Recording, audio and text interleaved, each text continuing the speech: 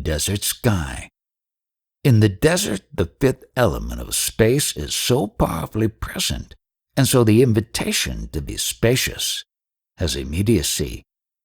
This loving spaciousness allows unrestrained movement of the air, of the earth, of the water, of the fiery sun in the sky.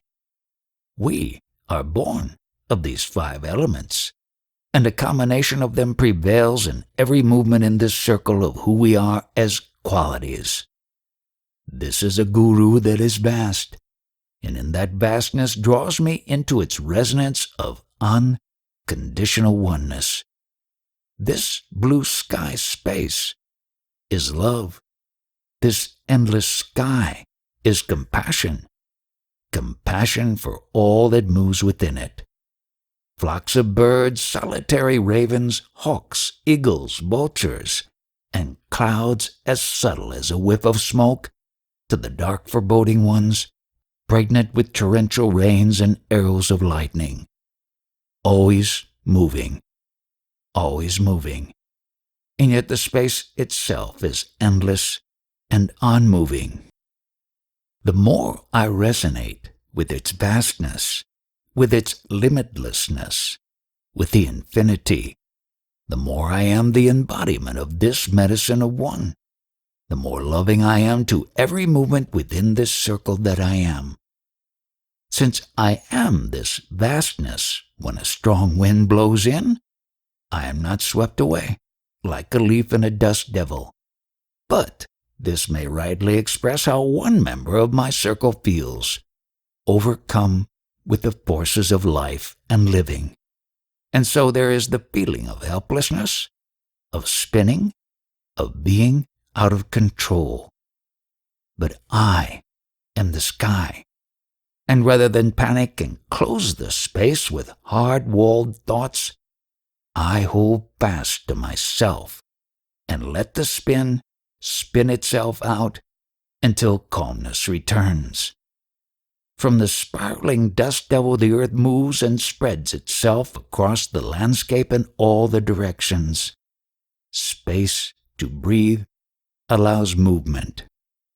My desert guru's teaching of quiet vastness celebrates all the movements of life without being disturbed by them. Space cannot step out and detach from itself, so this detachment from the disturbance is fully engaged as a loving allowing of the wind, the rain, the sun, the moon, the stars, the earth, and all creatures. It contains them like the mother's arms contain the whimpering infant in her embrace. This is not the detachment of someone discarding an emotional movement like a piece of clothing. It is a detachment that honors without judgment, for judgment is tight, closed, and stubbornly clings to I know. The spacious sky that you are knows only compassion. We can feel trapped in our lives, in our daily habits and addictions, in our relationships and work, but the great suffering of imprisonment are the walls of our own mind. The movements of our own thoughts are like dust devils that pull us into them. How do you use your thoughts and silent words toward yourself? But most importantly, do you believe those thoughts? Do you take them on as the truth? How do you use your thoughts and the silent words you speak to yourself? We can't always control the movements of the mind, but you can choose what you believe. So know what you are choosing. The highest choice is to give very little credence to your thoughts, no matter what they say. Just let them be movements in this vast sky. This way you avoid self-depreciation or ego-inflation. You avoid swinging from the opposites of right and wrong, success and failure, good and bad. They are like breezes and gusts of wind in the desert space. And you, always remembering that you are that space, that vast sky, that medicine of one.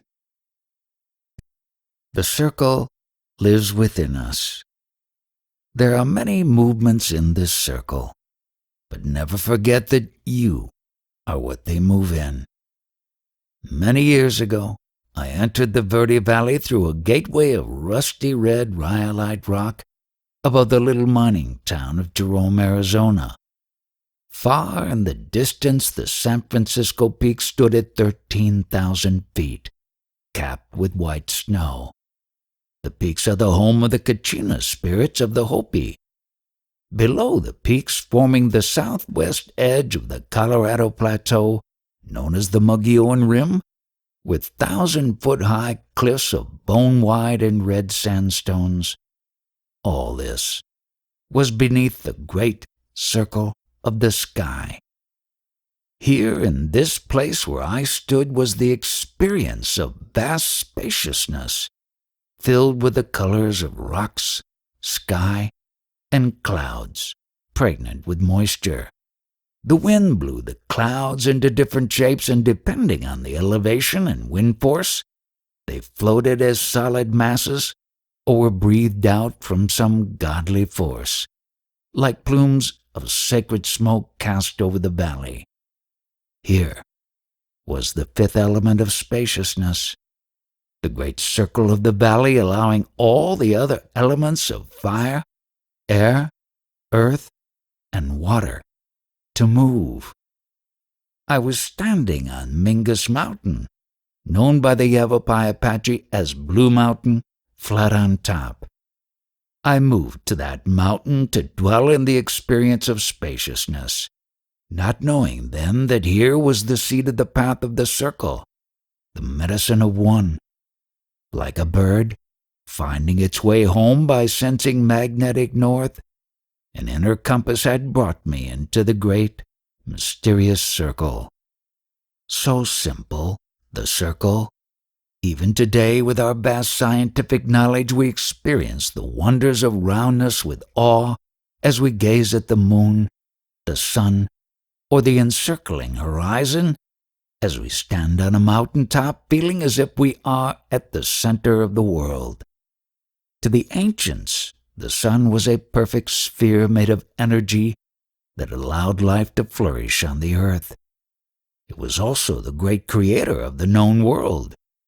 Perfect roundness is a kind of perfection, and when viewed in the sky is a great wonder. Today, off in the distance in a canyon that slices up through the plateau, a fire is burning. The smoke billows straight up and is then dragged northwest by the wind. The fire could destroy homes and lives. As the sun sets, it glows like a phoenix rising from the fire. How do we move through life that has pain, death, destruction, and loss? The answer, in the medicine of one, is to be the circle, to all that moves within it. The circle is the feeling of soft, relaxed, spacious breathing, and an unthinking presence which are like the sky that everything moves in. Unconditional love and compassion are the essence of you as the circle. Openness, compassion, and non-judgment. Quiet, unmoving, unthinking, uninvolved, yet present in everything, omnipresent. I build circles, circles of stone. My first circle was built in that rusty red rhyolite that framed my entranceway into the circle of the valley below, which would become my home. This circle still looms above the valley undisturbed. It's been there for 25 years. In this circle are bone-white rocks brought from an area known as skeleton bone.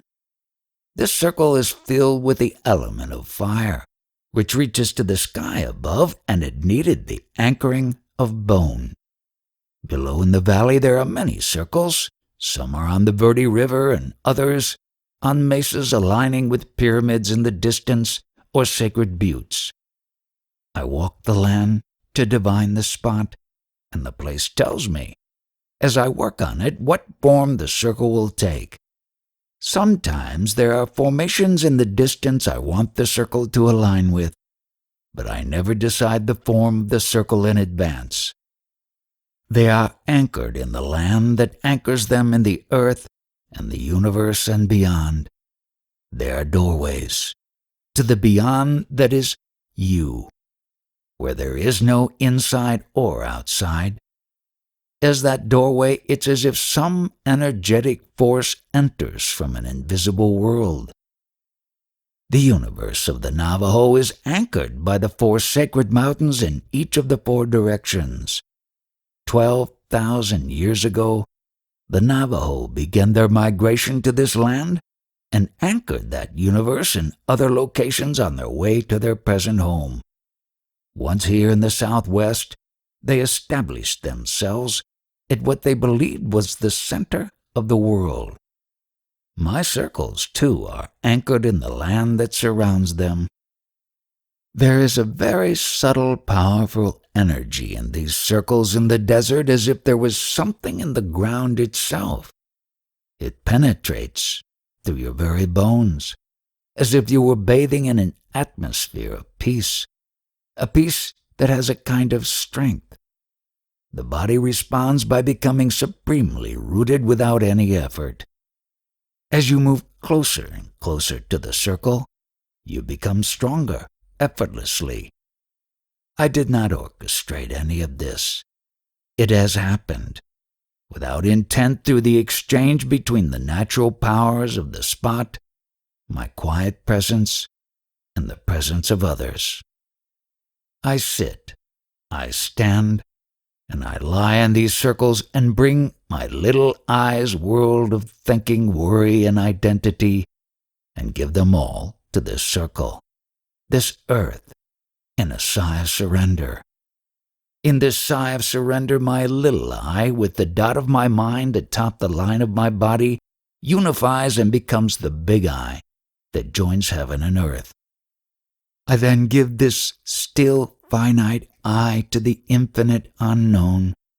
I surrender my personal quiet to the greater quiet, the infinite east and the infinite west, the infinite south and the infinite north. The directions are within me, and like a pebble dropped in a pool of water, these circles within circles travel beyond time and space. This happens when you be the quiet. When you think, when thought moves, the circles fall back in on themselves to the beginning circle, which is you, sitting there thinking. Thinking is a movement in the circle of you. Emotions move, the body moves, thoughts move, but you are the still circle they move in. You are the one in which the limitless duality of thought and this world move. Ultimately, the physical circle is an aid to take you into the circle of the self, a quiet presence that can be more easily surrendered to here in the quiet vastness than it would be sitting in front of your computer at home. We get so used to gross forms of stimuli. The quiet medicine of our essence is seldom felt beneath this constant hum of busyness. A circle drawn on the ground has an obvious center. The stone circles, very specifically placed on the land, also have an obvious center. What does it mean to be the center, to abide in it, to surrender to it? And where is the true circle? This physical circle is a simple aid that bestows the experience of centeredness, a kind of tangible, kinesthetic sense of place, from the visible circle around you to landmarks, to the horizon, to the earth, to the solar system, to the universe. The physical circle reminds you of who you are, and it takes you into the spacious circle of the horizon and beyond. The center of the circle is peace. You are this peace that the unpeaceful can move within. When you remember to anchor yourself as the quiet center with a simple sigh of breath, you become the circle as an act of self-compassion. When you forget this, the movements of thought, emotion, and body steal your peace.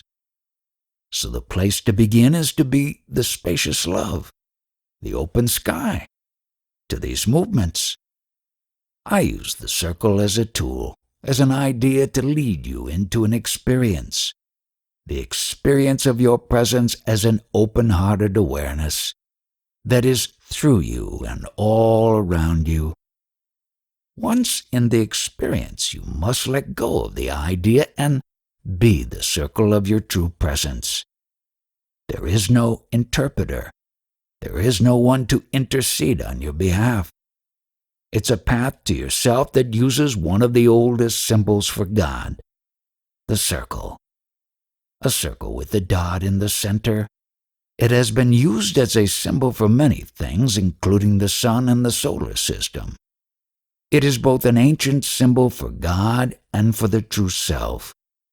When I invoke the circle and ask you to be the circle to everything that moves within you, I ask you to be the all-creator of the solar system of your world and beyond where creation begins.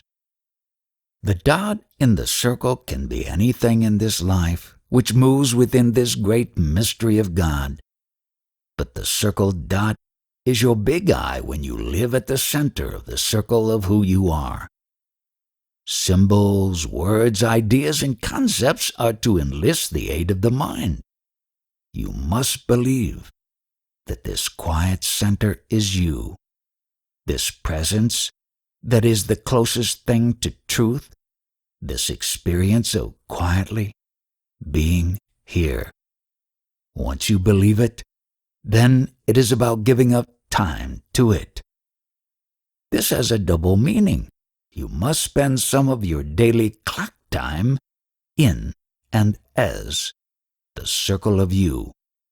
But the journey to the truth of you, of me, of everyone, is something beyond all your history, something timeless. This circle as a physical place and a symbol of the self is a tangible entrance into the unerring power of your own oneness. I want you to find some place special, not too far from where you live, and build your own circle. Let your own truth come through you as to how to do it. Let the circle tell you. From the moment you outline the circle on the ground, it begins. This circle is a living form of your own spacious big-heartedness to all that moves within you. When you create this circle, you must divine the right spot where the sacredness and sense of alignment is already alive. Trust what you are drawn to. There are no rules, only your own sense of sacredness and truth. Let the place tell you what to do. Any natural thing can be part of the presence of the circle. Trees, rocks, and plants. The true directions are within you, not without. So anchor the directions into the place itself, into the landmarks that surround you. In the end, even this circle will do away with itself, and you will go beyond it being useful to you. It may simply remain as a place, sacred and special to you. It may be that you have so completely realized its truth within you that you are always sitting in the quiet one the circle has helped take you to. No matter where you live, whether in the heart of New York City or in a mid-sized town, find a place where you can sit quietly with the earth. It doesn't matter if it's your backyard or a city park, but find a tree, a rock, or a spot that you like, that is your power spot, so to speak. Don't make it impossible because you believe it's just not there. Every time we walk into a room or a place, there is some spot that feels the most comfortable to us. Trust the dowsing stick of your body to find it for you. It's good if you can have privacy, but if you can't, let that be part of what you must be the spacious circle to. You may not be able to spend time there every day, so find a way to create a sacred circle in your home. Even if it can only stay in place temporarily, do it. Buy a round rug that you can roll up if need be. Let these places be where you go to be the quiet circle that you are. There is no failure or success here. Just do the best you can, even if that is simply the physical movement of going there and being there. If your own self-judgment is the dominant movement of the day, be the circle to it.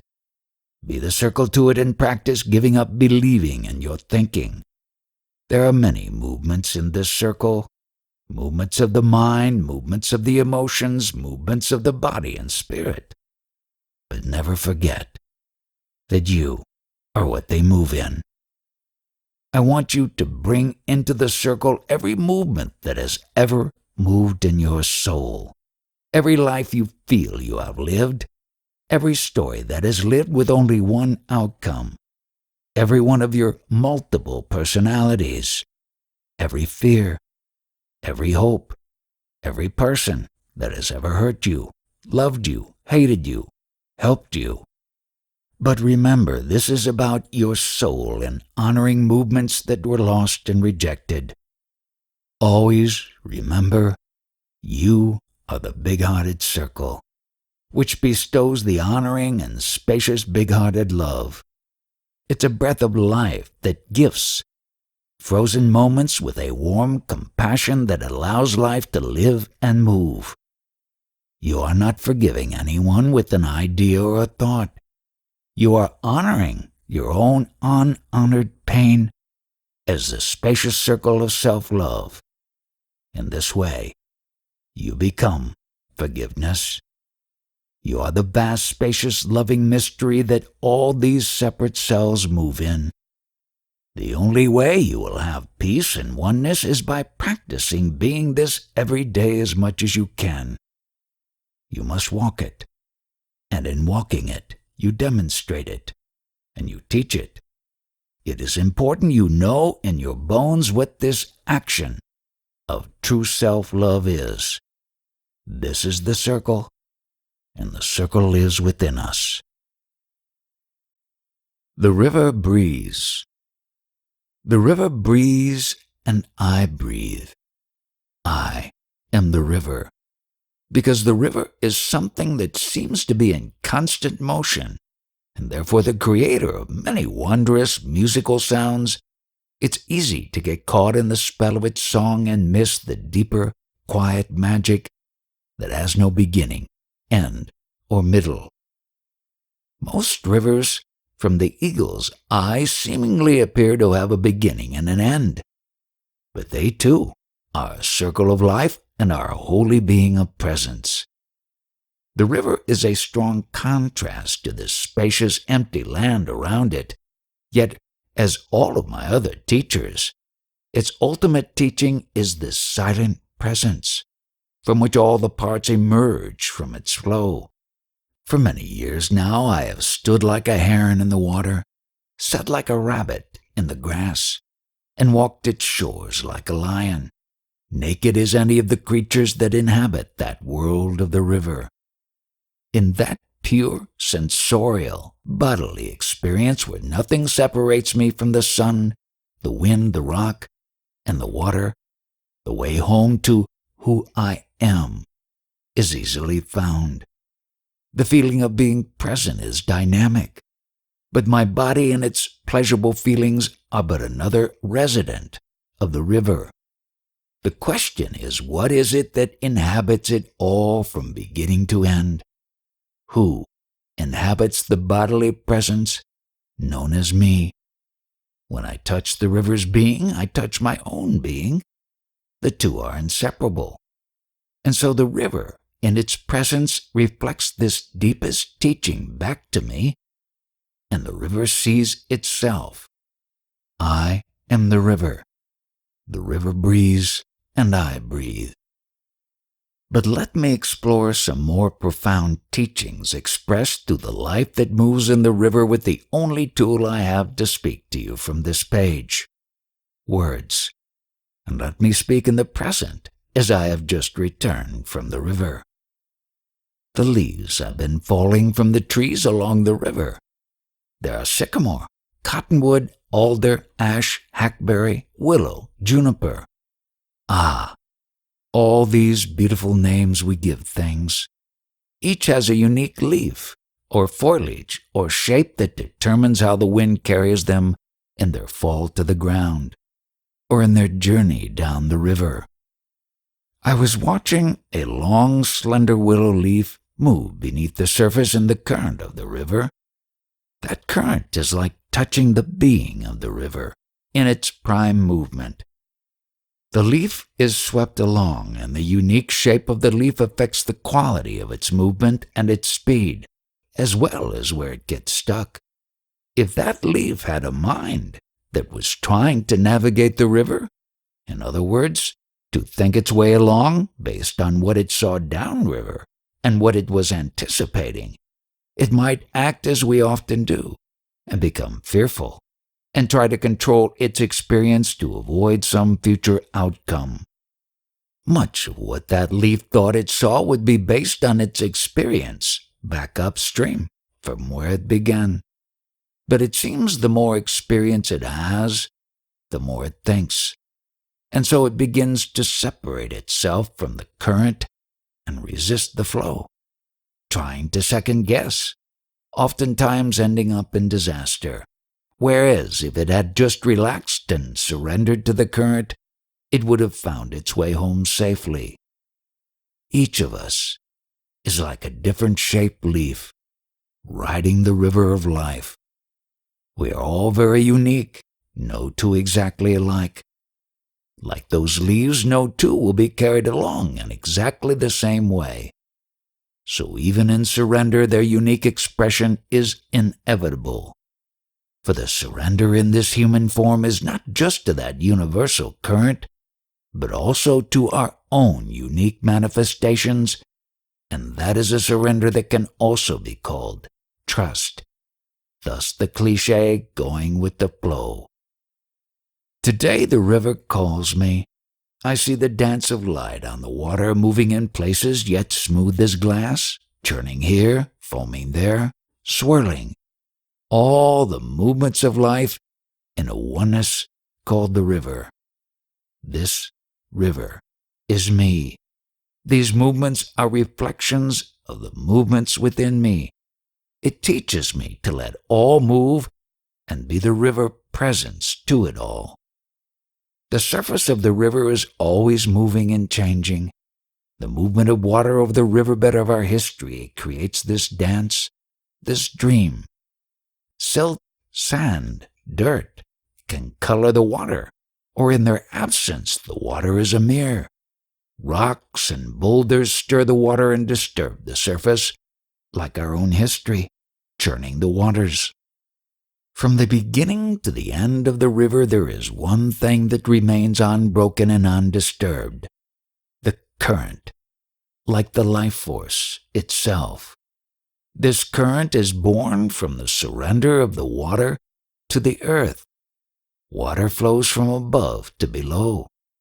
This current is not unlike the I that is born as you two emerge from above to below, journeying through the birth canal into your first breath and into the formation of a personality character whose primary objective becomes to defend itself. This ego forgets its source as the current and identifies with the disturbance. It defends that separation and becomes more separate. The mind is the surface of the river. The truth of who you are is the current. Go to the river. Sit and join with the current, with the quiet and unbroken oneness. Everything teaches me. Here are my scriptures turning me to the quiet love of life. which as the quiet has no quality, not even the quality of love. Love, too, is an idea. The circle is an idea. The medicine of one is an idea, until you step into it, like stepping into the river. Water is an idea, until you touch it. Then a sensorial experience of wetness is experienced. Who is this that feels the wetness? What is here as this me? These are the questions that return me to the quiet that is the answer. The cold mud between my toes, the birds and winter trees, the pulse of my heart, a rhythm rhythming with the life force of breath, and this I, born from the dance of the elements. The river breathes, and I breathe. I am the river. Flow. You, too, are of the beauty of this earth. Listening to the ground of your own being brings you into relationship with holy being, so you may go with the flow. Commit to making this journey as flow, like the flow of the river from the mountains to the sea, rarely holding a straight course, but following a hidden path of least resistance. Strong, persistent, but constantly giving up your thinking minds, I know this is the way, so you can touch the flow with your deep listening. This is as if the water itself were listening to the wisdom of the ground, to a route laid down in the millenniums of creation. Listening is the way of flow. Listening with an ear to the ground of your being. This beautiful earth is the flow, made visible. This includes everything that moves upon it as well as the still quiet places that call us. A sacred place on the land is far more than its components of rocks, trees, dirt, sky, light, and water. Places have a presence. The Navajos believe certain formations have a holy being, Bi'istin, who resides in sacred places and formations and is very important in their stories of the land. This holy being is an experience of a presence that emerges from the flow. The wind is also a holy being known as Nilchidiin that has a presence that is not just blowing air. This presence manifests as a sound in the trees and plants, clouds moving, the soft warm touch of the wind on your face, force and direction. The holy being of the wind is not something composed of its parts. It's a kind of poetics of space that emerges from the flow, meaning it all points to something beyond, a presence unnameable but felt as a kind of being. The river is more than a metaphor. It's a teacher. The flow of one is a song, a symphony of being that is water moving over the land, the flight of cliff swallows, ravens, hawks, the movement of air rippling the water, dragonflies, gnats, bees, sky, and clouds. What speaks from the being of the river is endless. Water is just one elemental movement in this flow of one. So the river is a holy being that transcends the obvious flow of water. I have used this river in a dual sense. It began as a metaphor to discuss the flow, but the river is part of the deeper flow of one. Its resonant being can lead you into the flow. Whether you are aware of it or not, you too are part of this flow of holy beingness. You too are the flow made visible. You too are of the beauty of this earth. Listening to the ground of your being brings you into relationship with the holy being, so you may go with the flow. The way home to the sea is a flow, not a fight, as effortless as water flowing downhill and surrendering to the knowing of gravity itself. But sometimes we have to struggle, you say. Sometimes we have to fight. Yes, but even in this movement of determination, you can listen to the ground. You can move forward without righteousness and violence. You can still honor the sanctity of life, stay grounded in the heart, and live in a flow of generosity to yourself and to others. Flow is the opposite of how most of us have survived. You may have been fortunate to have parents who lived and demonstrated that flow, but still it is almost impossible to avoid painful experiences in life. When it happens in childhood, we often don't know what's happening. It doesn't feel good, though. All of us want to be happy and feel good. In this pursuit of happiness, we reject the feelings that don't feel good, unknowingly rejecting some of the energetics of our own truth. In this effort to avoid the hurt and pain, we dam the flow. We gradually move out of the magical flow of our true being. There are many whose trauma and pain are not so subtle and hidden. How do you flow when someone is beating you? How do you flow when your father sneaks into your bed in the middle of the night and you are sworn to secrecy? How do you flow when a schoolyard of children humiliate you so harmfully that you would rather be dead than suffer their hateful stares and cruelty? How do you flow when as a child your family is slaughtered in front of you? There are scarring moments in our soul's history when flow was impossible. This is true. We all have them.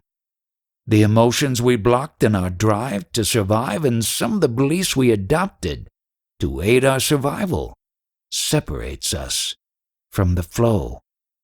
What stands in the way? How do we return home to this flow? This journey is not without obstacles, but sometimes, when we think we are being slowed by a detour, it becomes evident that the detour was the way. For without that experience, the next one could not follow. One leads to the next, and sometimes it's only when we pause and look back, thankful for where we are, we know it was all for a reason. Waiting in the flow is our own soul medicine ready for us to call it forth. If you are reading this book, you have made it through the impossible, and now it's time for peace and to live as flow. I did not say the flow, I said flow. This is a living wisdom. This is truth. There is no the before it. Flow is no different than being. Being is not a or the being. It is simply being. You cannot make two into one. You must be the one it all moves in. Flow is moving through the world of duality connected to that one that you are.